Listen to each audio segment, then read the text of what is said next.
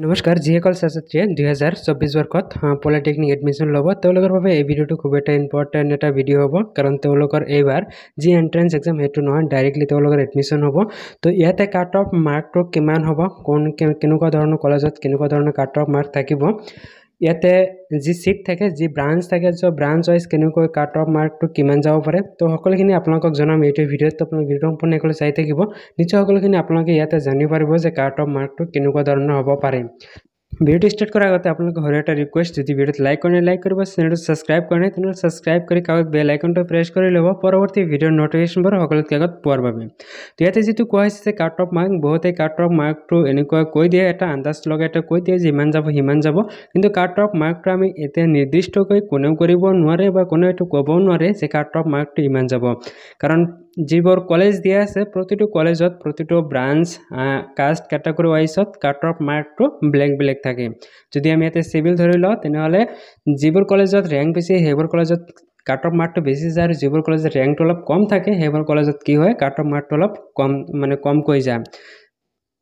ইয়াতে cut off মাৰ্কৰ নিৰ্দিষ্ট কোনো নাম্বাৰ বা পাৰ্সেন্টেজ নাথাকিলে আপোনালোকে এটো সম্ভৱ ল'ব পাৰিব যে আপোনালোকে মানে কিমান পাৰ্সেন্ট থাকিলেও সিট পাব ইয়াতে চাওক যদি আপোনালোকে 45 পাইছে তথাপি আপোনালোকে সিট পাই যাব হয়তো আপোনালোকে ভাল ব্ৰাঞ্চ নাপাব পাৰে যেনেকুৱা সিভিল এইবিলাক ব্ৰাঞ্চ আপোনালোকে নাপাব পাৰে কিন্তু আপোনালোকে ব্লেক ব্ৰাঞ্চত আপোনালোকে কনফাৰ্ম আপোনালোকে সিটটো পাই যাব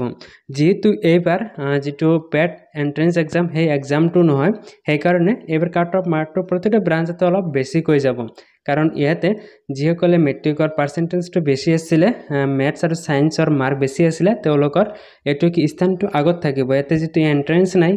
আপোনালোকৰ যদি মাৰ্কটো কম আছে আৰু ম্যাথছ আৰু সায়েন্সত আপোনালোকৰ যেটো পাৰ্সেন্টেজ কম আছে তেনেহলে আপোনালোকে যিবিলাক